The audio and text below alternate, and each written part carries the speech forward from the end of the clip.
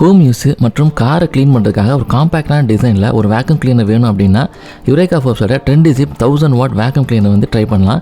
இது வந்து பார்த்திங்கன்னா வாட்ஸும் வந்து கம்மி தான், 1000 வாட்ஸ். மற்ற மாடலாம் கம்பேர் பண்ணும்போது 1200 1400 வாட்ஸ் அந்த மாதிரிலாம் கிடைக்குது. இது வந்து வாட்ஸும் கம்மி தான். சக்ஷன் ப்ரெஷர் வந்து பார்த்திங்கன்னா 1900 mm ஆஃப் வாட்டர் காலம் கொடுத்துருக்காங்க. ஸோ இது நல்ல ஒரு சக்ஷன் ப்ரெஷர் அப்படின்னு சொல்லலாம். ஒரு காம்பேக்ட் டிசைன். இது வந்து பார்த்திங்கன்னா ட்ரை டைப் அப்படின்னு சொல்லுவாங்க. வெட்டான ஃப்ளோர் அதெல்லாம் க்ளீன் பண்ண முடியாது. ஒரு சின்ன அட்டாச்மெண்ட் கொடுக்குறாங்க. ஜன்னல் மற்றும் அந்த விண்டோ சின்ன சின்ன ஏரியாலாம் க்ளீன் பண்ணுறதுக்கு வந்து பார்த்திங்கன்னா இந்த அட்டாச்மெண்ட் யூஸ் பண்ணிக்கலாம். இது மாதிரி அந்த அட்டாச்மெண்ட்டை வந்து ஆங்கிளையும் மாற்றி யூஸ் பண்ணிக்க முடியும்.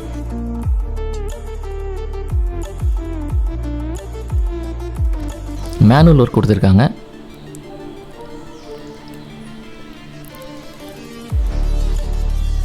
இதுதான் வேக்யூம் கிளீனருடைய மெயின் ஹோஸ். இதுலேயே வந்து சக்ஷன் ப்ரெஷரை வேரி பண்ணிக்கிற மாதிரி ஆப்ஷன் கொடுத்துருக்காங்க. வேரி பண்ணுறது மூலிமா சக்ஷன் ப்ரெஷரை நம்மளால் கூட்டிக்கவும் முடியும், குறைச்சிக்கவும் முடியும். நம்ம என்ன க்ளீனிங் பண்ணுறோமோ அதுக்கு தகுந்த மாதிரி இந்த ப்ரெஷர் நம்மளால் செட் பண்ணிக்க முடியும். எக்ஸ்டென்ஷன் பைப் கொடுத்துருக்காங்க. ஸோ எல்லாம் பிளாஸ்டிக் பில்டு, குவாலிட்டி நல்லாயிருக்கு.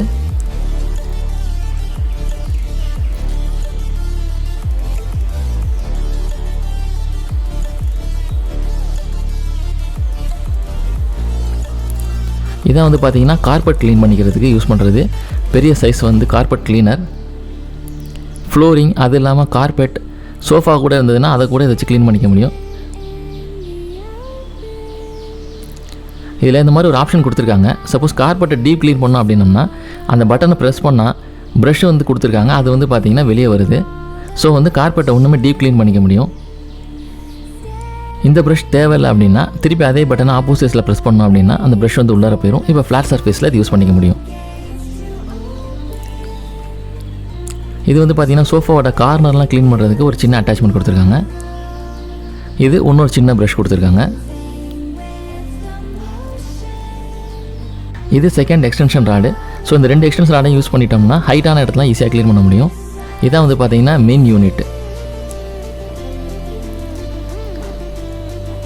ஸோ நல்ல ஒரு ஷைனான பில்ட் குவாலிட்டி. நல்லா கொஞ்சம் ஹெவி பில்டே கொடுத்துருக்காங்க. இது வந்து ஒரு ஏர் வெண்ட்டு ஹேண்டிலோடு கொடுத்துருக்காங்க. ஒரு ஃபோல்டபுள் ஹேண்டில் கொடுத்துருக்காங்க. ஸோ நம்ம எங்கேயாவது கேரி பண்ணிட்டு போனோம்னா ஈஸியாக கேரி பண்ணிட்டு போக முடியும். இந்த ஃப்ரண்ட்லாம் வந்து பார்த்திங்கன்னா ரீயூசபிள் டஸ்ட்டு பேக் கொடுத்துருக்காங்க. ஸோ ப்ரீவியஸாலாம் பார்த்திங்கன்னா நம்ம பேப்பர் பேக் வந்து நிறையா வாங்கி யூஸ் பண்ணுற மாதிரி இருக்கும், திருப்பி மாற்றுற மாதிரி. இந்த ஒரே பேக்கே நம்ம இது மாதிரி ஃபில் ஆகிடுச்சுன்னா அதில் ஒரு ஃபில் ஆகிறது இண்டிகேட்டரும் கொடுத்துருக்காங்க. நம்ம அந்த பேக்கை இது மாதிரி ரிமூவ் பண்ணிக்க முடியும். வெளியே எடுத்து டஸ்ட்டை க்ளீன் பண்ணிவிட்டு திருப்பி அந்த பேக்கை வந்து இதே மாதிரி இன்சர்ட் பண்ணி வச்சிடலாம். ஸோ அடிக்கடி பேப்பர் பேக்ஸ் வாங்குற மாதிரி ஒரு தேவை இருக்காது. இந்த பேக்கே ரீயூஸ் பண்ணிக்க முடியும். பேக் அப்படி ஃபுல்லாக இன்சர்ட் பண்ணதுக்கப்புறமேட்டு எதுவும் ப்ரெஸ் பண்ண வேணாம், ஜஸ்ட் இதை மட்டும் க்ளோஸ் பண்ணி விட்டால் போதும். அந்த டஸ்ட் பேக்கை ஹோல்ட் பண்ணுற அந்த ஹோல்டரை வந்து ரொம்பவே வீக்காக இருக்க மாதிரி இருக்குது. அதை இன்னும் கொஞ்சம் கவனம் செலுத்தி கொஞ்சம் வந்து ஸ்ட்ராங்காக பண்ணிக்கலாம் அப்படின்னு தோணுது.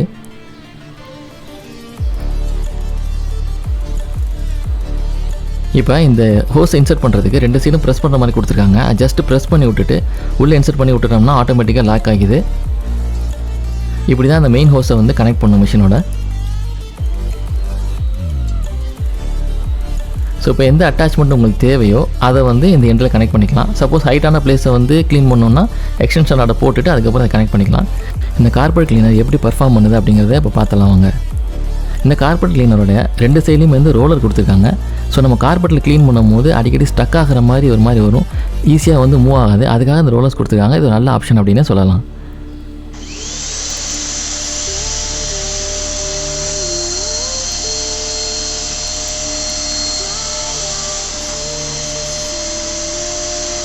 சவுண்டு கொஞ்சம் அதிகமாகவே நான் ஃபீல் பண்ணேன். ஸோ இந்த காம்பேக்ட் டிசைனுக்கு வந்து இந்த சவுண்டு கொஞ்சம் அதிகம் தான். மேபி இதை அவங்க வந்து கன்சிடர் பண்ணலாம். இதான் வந்து பார்த்திங்கன்னா சக்ஷன் ப்ரெஷரை வேரி பண்ணுற அந்த ஆப்ஷனு. ஸோ எந்த லெவலில் வேணுமோ அந்த லெவலில் வச்சு சக்ஷன் ப்ரெஷர் நம்மளால் வேரி பண்ணிக்க முடியும்.